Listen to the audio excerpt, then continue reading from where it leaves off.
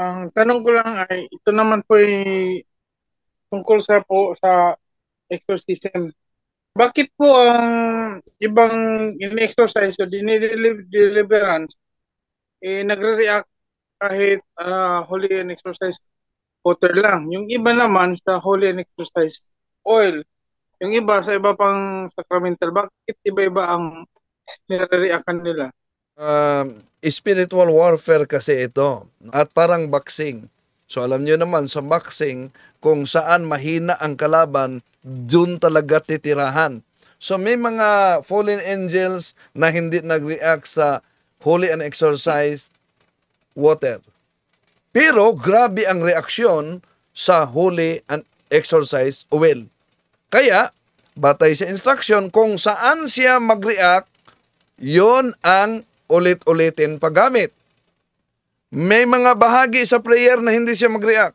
Pero may bahagi sa prayer na grabe ka-violente siya. Kaya, sa instruction, saan siya mag-react sa prayer, yon ang ulit-ulitin. Follow-up lang, yung isang lay person, pwede bang magkaroon ng holy and exercise bill para sa bahay?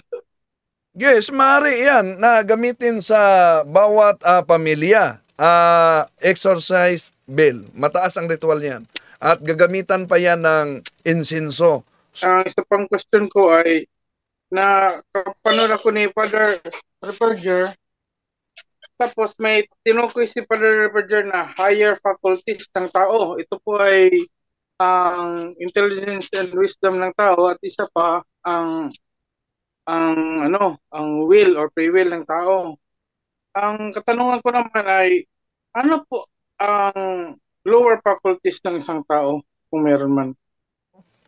Higher faculty ng tao, yun ay ang nasa kaluluwa na bahagi ng tao, ang free will and intellect.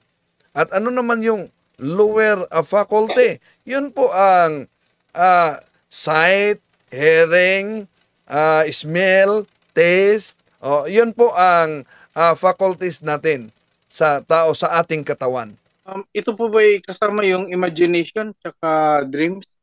Yung imagination, kasama na yan sa ating lower faculty. Kaya nga, may bahagi sa prayer kay Father Chad Referger na dapat i-consecrate din natin sa prayer of consecration dahil pwedeng gagamitin yung mga imagination natin o kaya yung panunood baga sa pornography, pwedeng gamitin yan sa demonyo, sa kanyang atake, kahit tayo'y natutulog.